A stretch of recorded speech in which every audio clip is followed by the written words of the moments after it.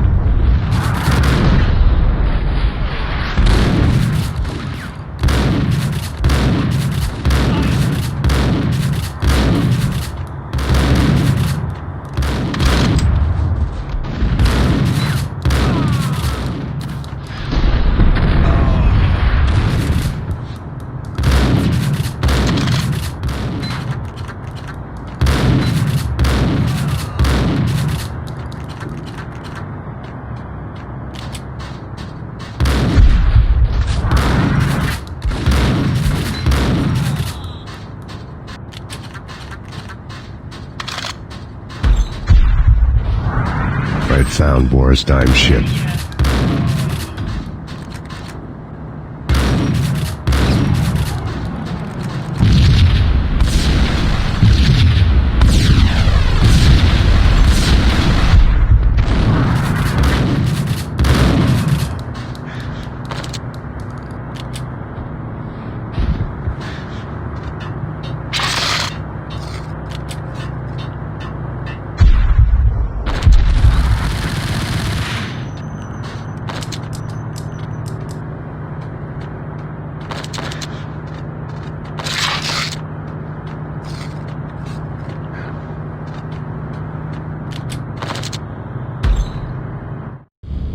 Rust had crept over the side of the cargo steamer a long time ago. Boris Dime would be on board. I'd have to smoke half of his crew to even get near the gangplank. The guns were probably being kept in the hold, buried amidst the rats and oily water.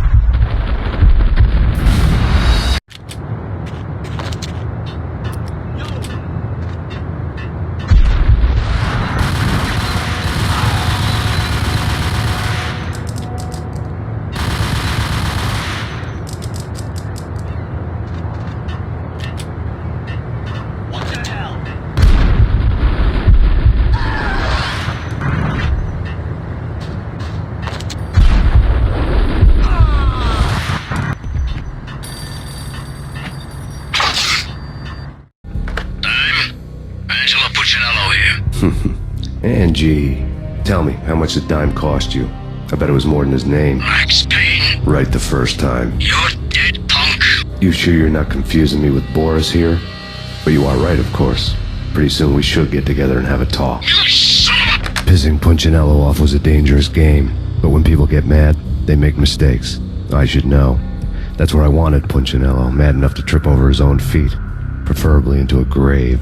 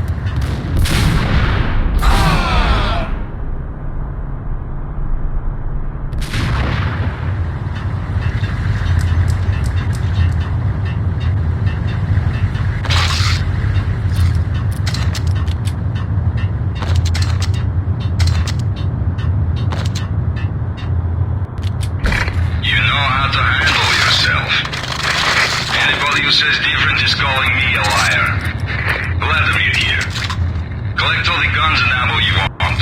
Meet me on the bridge afterwards.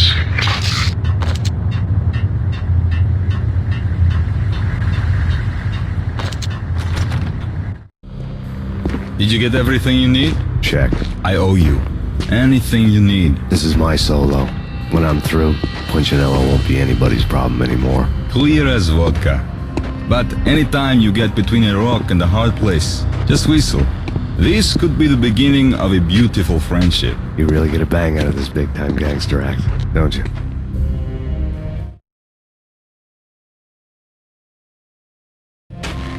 Even with all this firepower, I figured I couldn't get to Punchinello at his manor.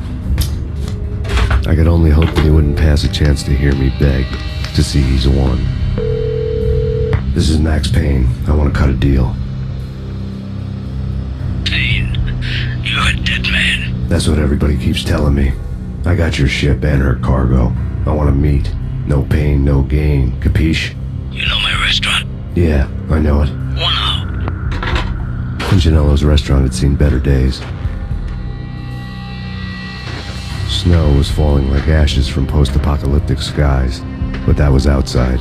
Things would soon get hot in the Don's restaurant.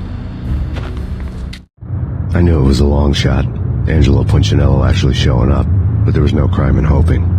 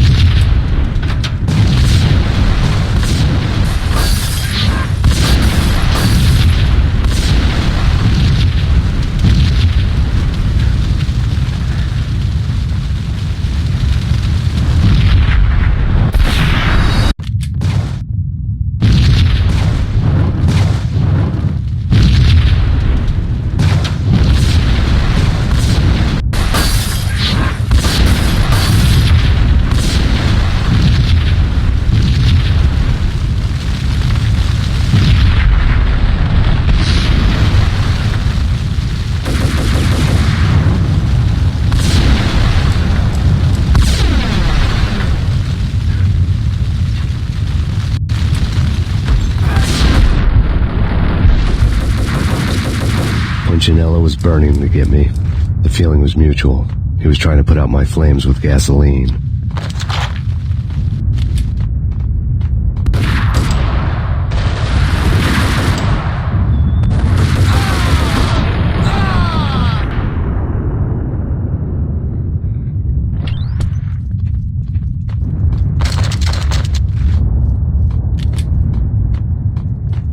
The mobsters have been guarding a real treasure.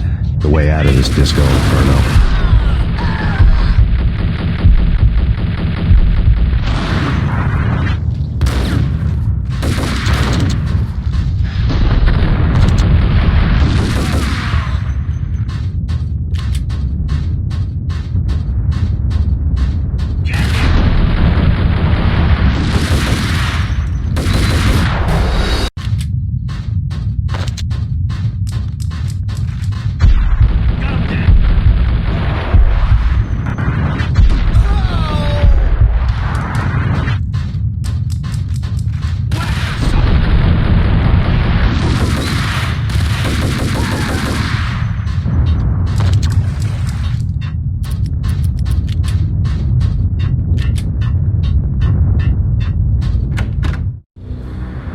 Vlad had seen my smoke signals. The Mercedes was revving to go, almost drowning out the banshee wail of the sirens. You coming? We'll drop you off at the Punchinello Manor. Sounds good to me. When this is over, look me up. I could use a professional like you. I'll keep that in mind.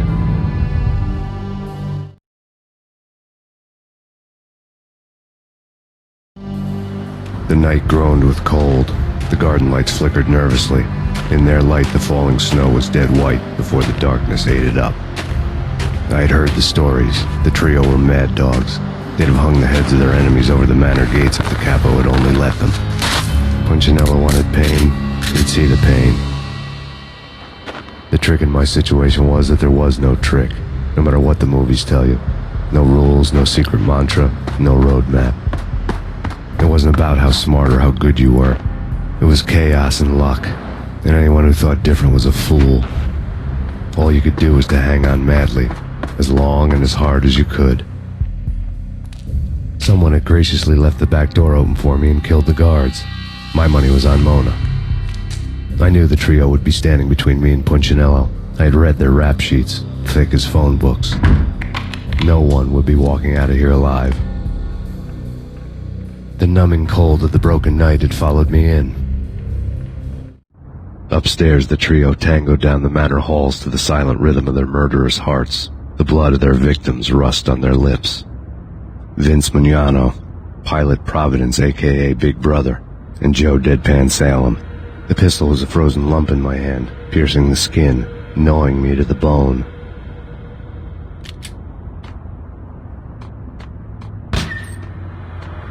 In death, the thug had been promoted. Someone hadn't enjoyed the Don's hospitality. Someone with a flair for the dramatic. Someone who had let herself out of a locked cell and past a couple of armed guards. My thoughts were on Mona again.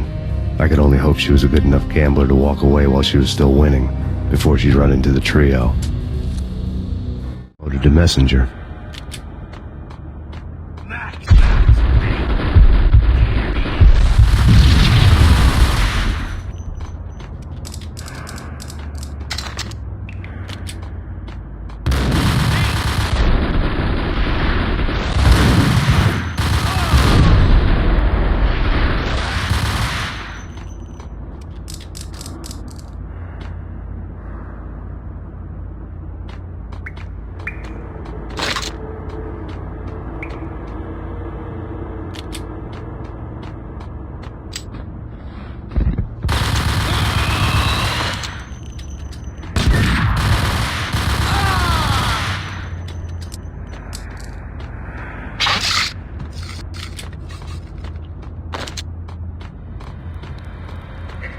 Someone get the guys from upstairs!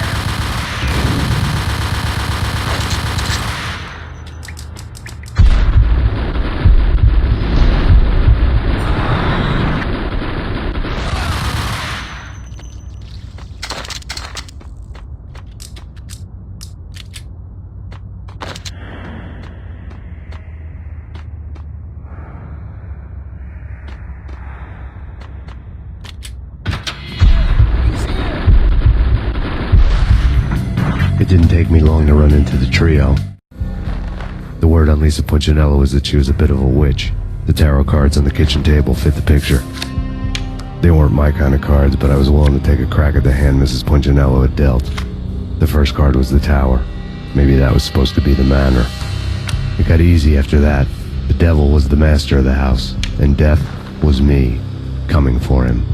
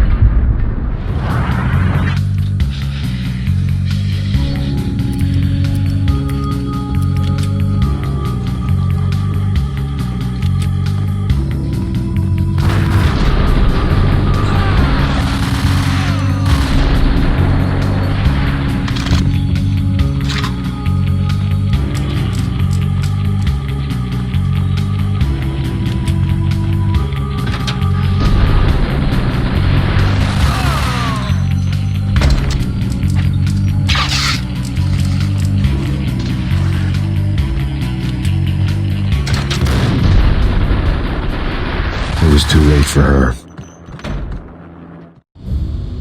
You're a real angel, Max. I couldn't tell whether it was Mona or her sister. The body was a mess. The sick bastard had really gotten a kick out of it. Seeing her lying there got me thinking about another woman's body on another bed. Got me thinking about a fallen cradle.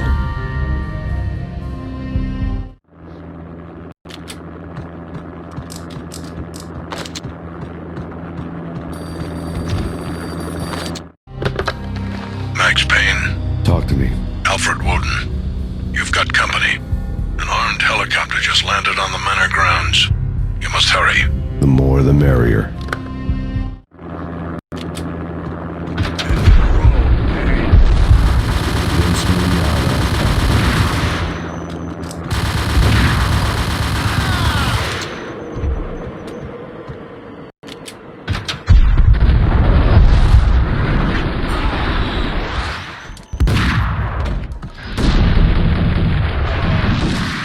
Punchinello's trio was done for. Outside my door. Hurry. He's coming for me. You gotta hurry. Please. I could hear Punchinello on the phone begging for help.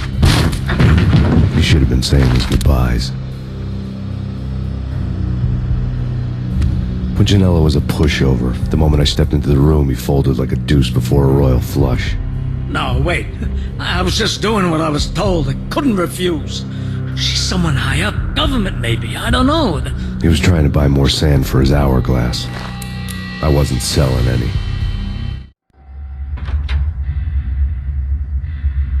No, I told him nothing.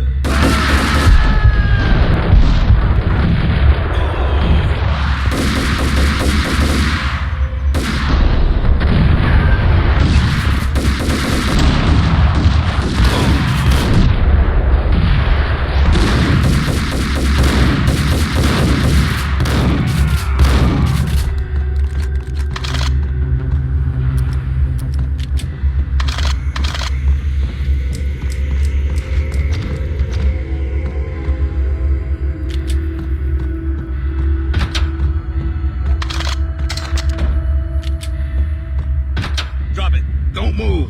Game over, Max Payne. I could tell when I was outgunned. It was time to take another beating. The mystery witch was a real barracuda. Trouble on dagger heels, a smoking assault rifle in her hand, and an army of killer suits behind her. How sweet. I get to kill two birds with one stone. Sooner or later, it was going to catch up with you. Mr. Payne, it's time to show you the benefits of my brew. Be a good boy now. You'd find that Lady Luck was really a hooker. You were fresh out of cash.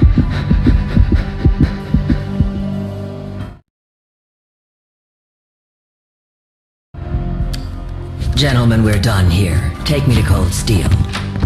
She had just given me an OD of Valkyr. I could feel green fire eating my brains.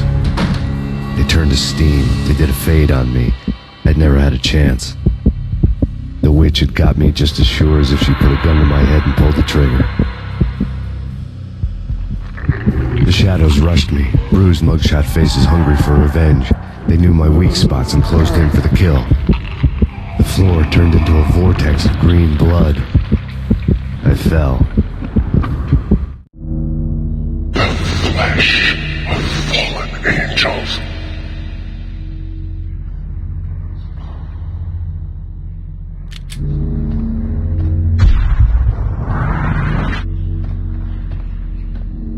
Who's there? Max? Max, is that you? Max? Where are you, Max? Please. No, please, Max, no. I'm sorry. Please don't, Max, no. Max?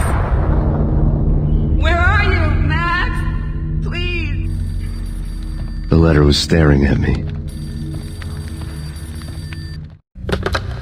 Bartender is shiny stuff and dreams are made of stooped necromancers.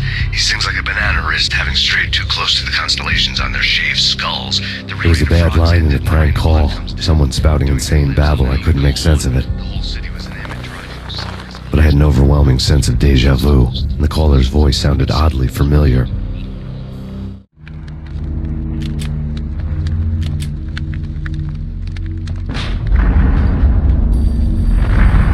The weird piece of paper looked dangerous. There was something disturbingly familiar about the letter before me.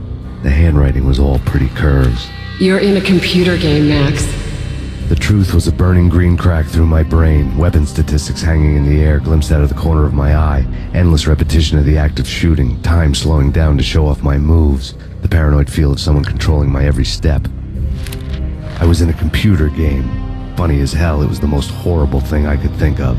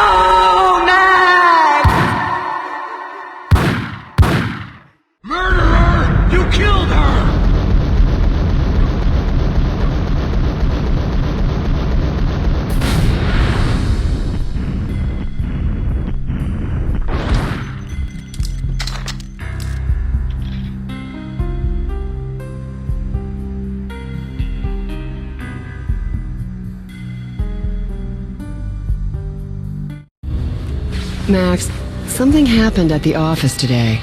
A strange memo. Something about Vikings. Honey, I gotta run. You can tell me all about it this evening. Have a nice day, darling. The bullet holes were rubies on her chest, blood glowing on her ivory skin. She was so beautiful. The killer was smiling. The flesh of fallen angels.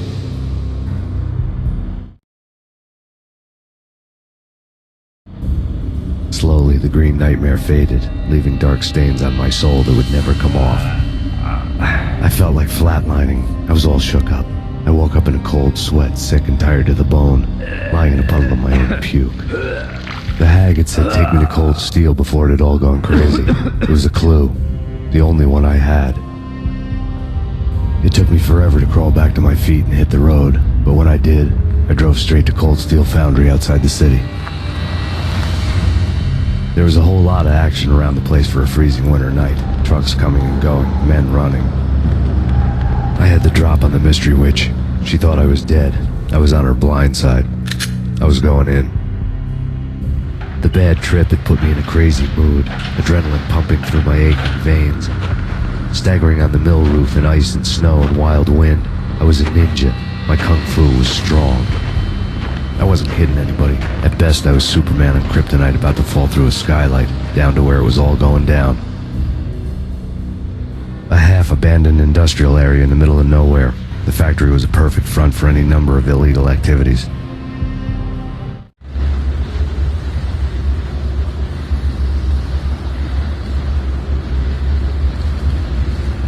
In the belly of the plant, molten metal boiled and bubbled like a witch's brew.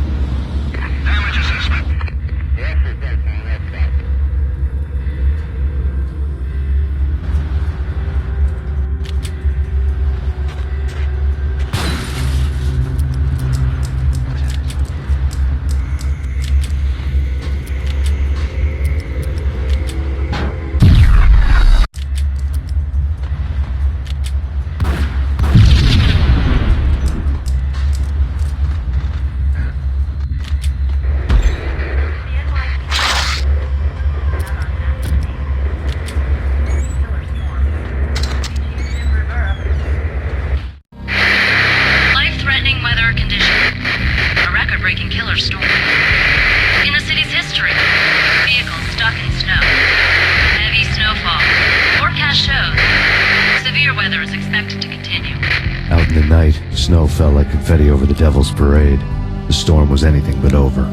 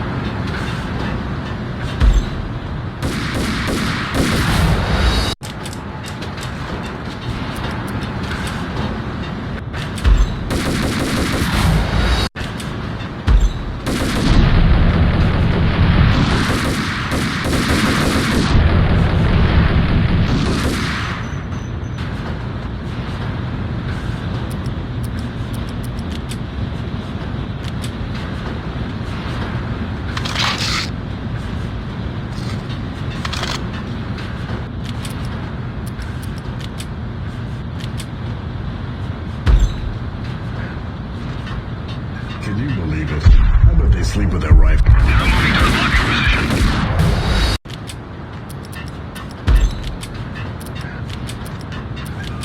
Can you believe it?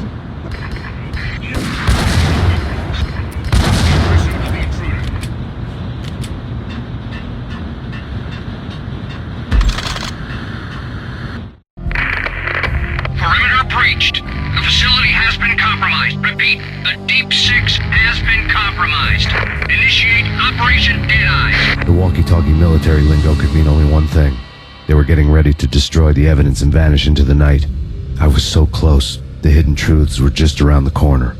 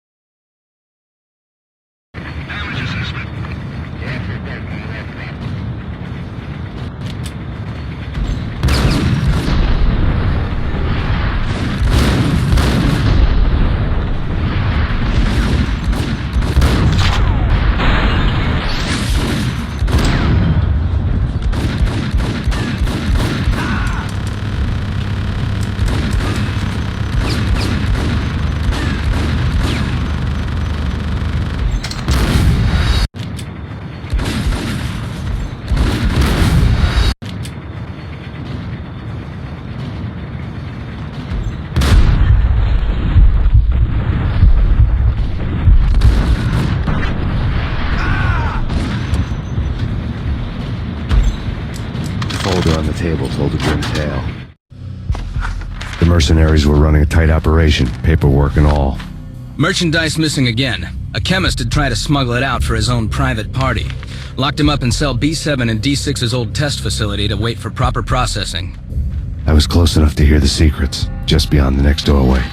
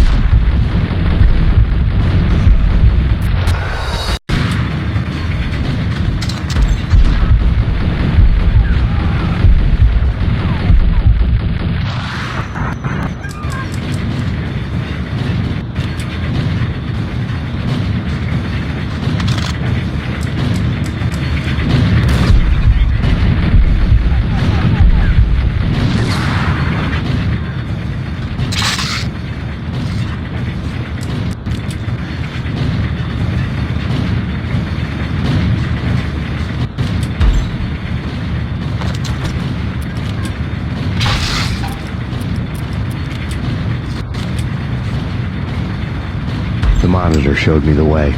Processing diagrams filled the control room screens, all but one. An elevator titled D6 on one of the screens, somewhere onwards, past rows of ovens, in the core of the plant.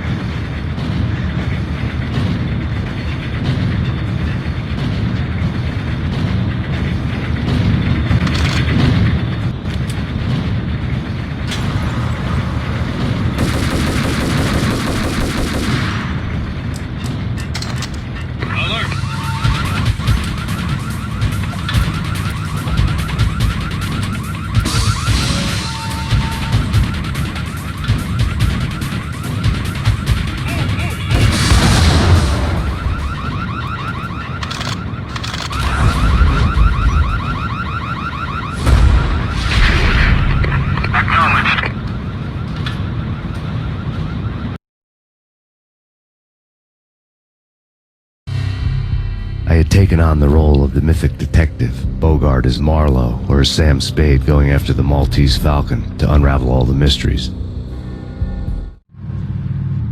Following a path of clues to that final revelation, even if it would take me down to the cold, cavernous depths of a grave. You can't do this! My men are still inside! Do you have any idea why this is called Operation Deadeyes?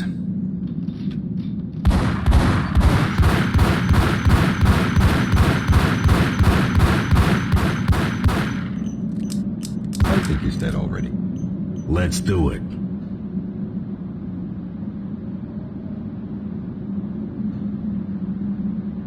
Attention all personnel. The self-destruction sequence has been initiated. Evacuate the complex immediately. Repeat. We've got company! Self-destruction sequence has been initiated. Proceed to the nearest exit immediately.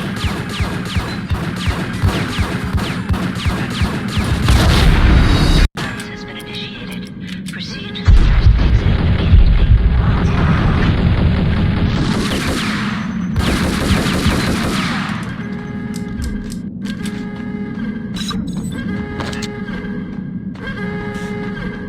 I had seen the logo on the floor.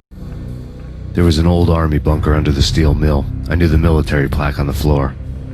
I had seen 1,000 variations of the insignia on crumbling brick walls everywhere in the city. The sword replaced by a syringe. Project Valhalla, V for Valkyr, V for Valhalla. All of a sudden it read like a crackpot conspiracy theory. Before. Abort! Abort!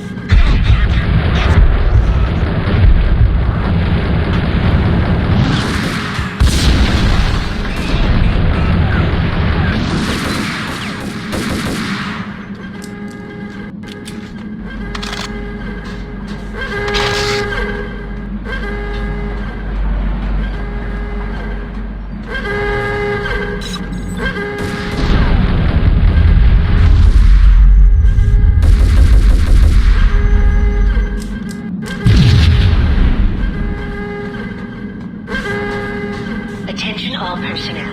The self-destruction sequence has been initiated. Proceed to the nearest exit immediately.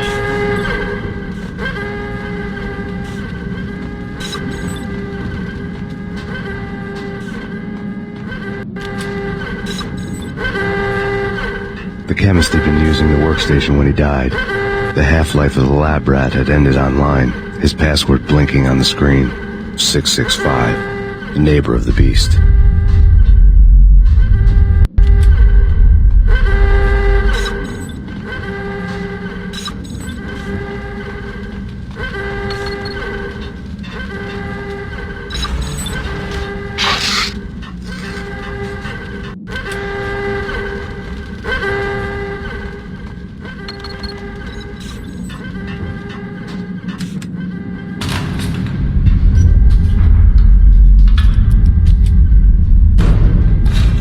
Attention all personnel.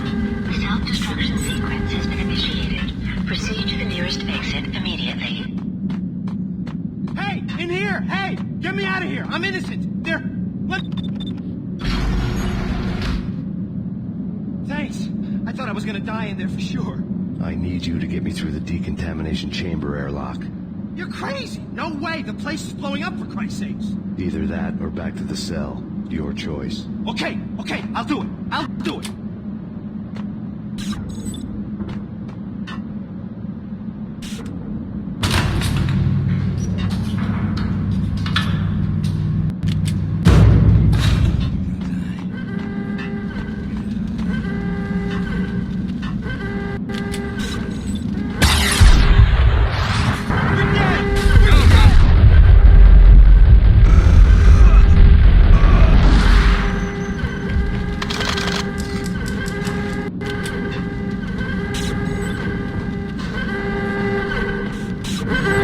Attention all personnel. The self-destruction progress has been initiated. Proceed to the nearest exit immediately. Decontamination.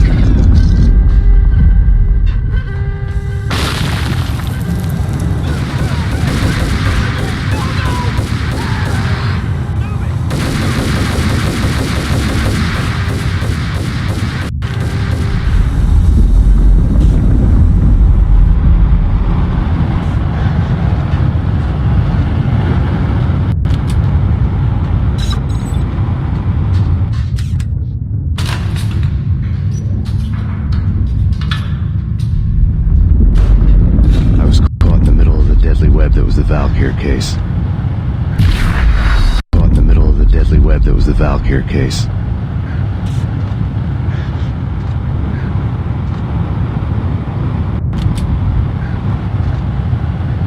One of the lab terminals had the Top secret. Project Valhalla. U.S. Army. Yggdrasil Network. Valhalla, the otherworldly place in Norse mythology where the bravest heroes spent their afterlife feasting and fighting forever, their wounds miraculously healed night after night. Valkyr, the maidens who chose the most courageous Viking warriors and carried them to Valhalla. 1991. The research objective is to create a chemical substance to enhance the stamina and morale of infantry troops. 1995. Results unsatisfactory. Project cancelled. Someone had decided to continue the sick experiment unauthorized. Project compromised. Data leak. Fix the damage by any means necessary. Security clearance red.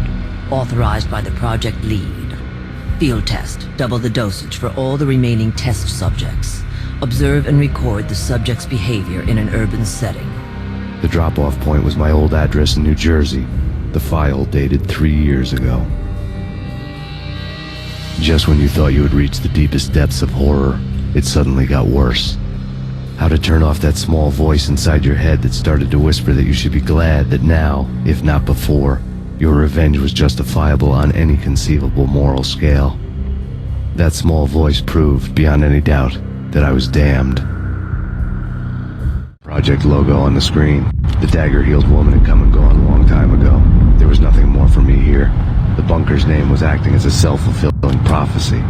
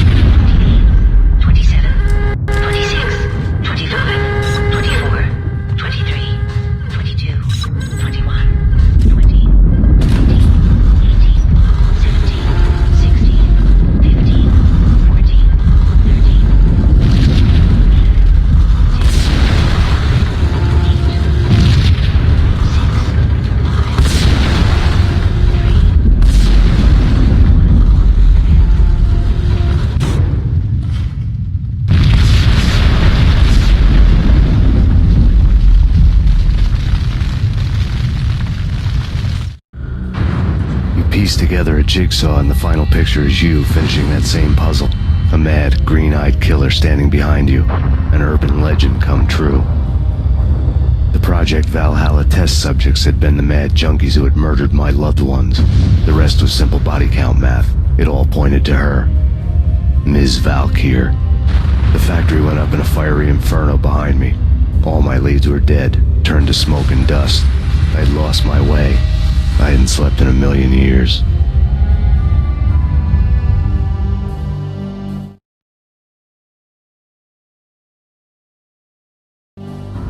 I felt thin as death. I'd been living on an endless supply of week-old donuts. They were fuel for this crazy furnace inside my head. I couldn't remember when I had last seen the sun. I was on a permanent graveyard shift. When the darkness fell, New York City became something else, any old Sinatra song notwithstanding. Bad things happened in the night, on the streets of that other city, Noir York City. I was in an all-night diner, downing cup after cup of coffee that tasted like engine oil, when a new message from BB got me back on the killer track. What the hell happened at Roscoe Street? Maxie, I'm going out on a limb here. We need to talk this through, come up with a plan. 2:30 a.m., the Choir Communications Garage. The more I thought about Alex's murder and the frame-up, the more it felt like an inside job. I should have seen it coming. Beebe had sold me out, and now he wanted to finish what he'd started. The garage was dead. Beebe showed up in his tailor-made suit, gold watch, and cufflinks to match, all way beyond a cop's pay. Maxie. Oozing suave charm, he was guilty as hell. What the hell does BB stand for anyway? Backstabbing bastard? Come on, don't be like that. Have a cigar. I don't smoke. Maxie, you have no idea how big this is. It's huge. You have no idea. I think I do. You're a bribe-taking bent cop who sold out his partner. Those mobsters in the subway were a dead giveaway. Hard to miss. Bet it was exactly like this with Alex. Up close and personal. You can't win this one, Max. No, but I can make damn sure none of you do either. BB turned out to be another cardboard cutout bad guy.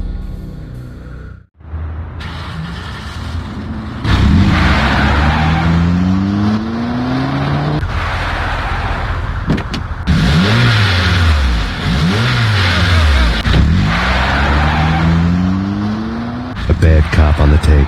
A cowardly right-hand man fleeing from the scene, leaving his paid thugs to do his dirty work.